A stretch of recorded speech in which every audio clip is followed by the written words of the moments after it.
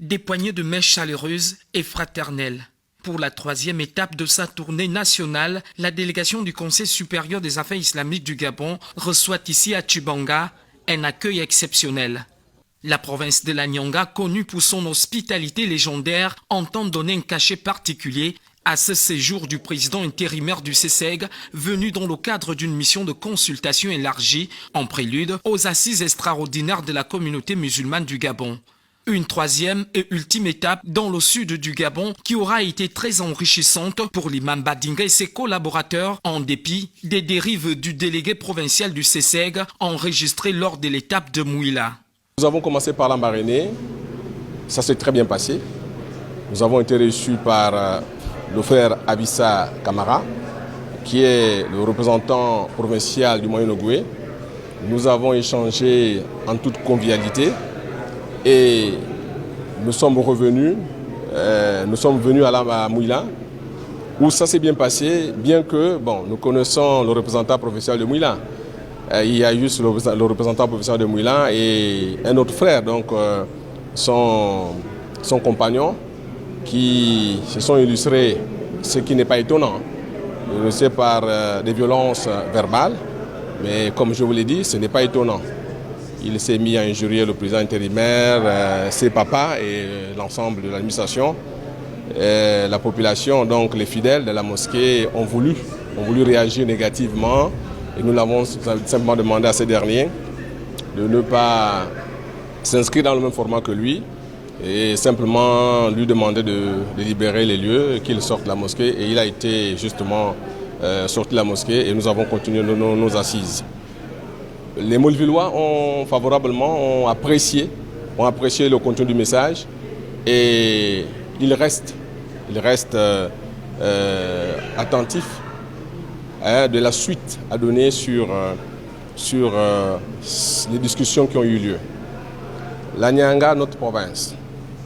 Vous avez vu vous-même que la délégation, le président et la délégation qui l'accompagne a été accueillie avec beaucoup de satisfaction. Donc dès l'entrée de la ville, nous nous sommes retrouvés ici depuis la prière de Asr et jusqu'à cette heure-ci, je pense qu'il est 20h, pour justement aussi discuter, expliquer, repréciser les faits. Et la discussion s'est déroulée avec beaucoup de respect mutuel.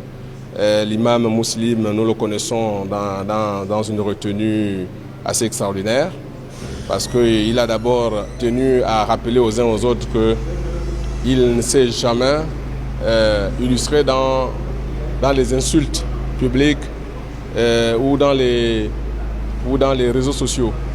Et qu'en retour, il attend justement que les fidèles observent aussi un minimum de respect. Tchibanga, autre foyer de tensions entre musulmans, en vue de ramener la paix au sein de la Oumma, tout en réitérant leur disponibilité à participer aux assises appelées par le CESEG. Les fidèles de cette partie du pays ont par ailleurs demandé le départ immédiat de l'imam de la mosquée centrale. Vous-même, vous avez vu l'engouement des femmes dans la mosquée. Je ne sais pas si vous avez regardé. Depuis le matin. Voilà, depuis le matin, il y a l'engouement des femmes. Les femmes voulaient vraiment savoir plus. Et ils ont été édifiés. Et apparemment, effectivement, les femmes, on peut dire les femmes de Tchibanga veulent aller au Congrès pour choisir leur président. Le président d'ici a déjà pris une autre voie. La voie de, certainement que je peux appeler, sans risque de me tromper, la voie de la dissidence. Voilà. Donc nous pensons que vraiment, ça n'engage que lui. Nous ne sommes pas du tout avec lui. Ça, c'est clair. Nous sommes de tout cœur avec le Conseil supérieur des affaires islamiques. Donc pour nous, nous considérons que c'est au Congrès où tout va se décider et nous pensons que maintenant, où nous parlons, il est dans l'illégalité. Concernant la communauté musulmane de la Nyanga, nous sommes derrière le Conseil. C'est par le Congrès qu'on peut trouver des voies et moyens de sortie afin que la communauté se stabilise. C'est la seule issue, c'est le Congrès. Et pour nous, la Nyanga, on ne veut plus cet imam. Si vous pouvez pas regarder les autres, oui, mais lui, non. Depuis quelques jours, des personnes tapies dans l'ombre tentent par tous les moyens de mettre un terme à cette tournée, sans doute pour éviter à la communauté musulmane du Gabon de se rendre compte des plans machiavéliques entretenus par une poignée de théologiens. Mais la force et la détermination du CCEG à rétablir la vérité et le dialogue restent sa principale motivation.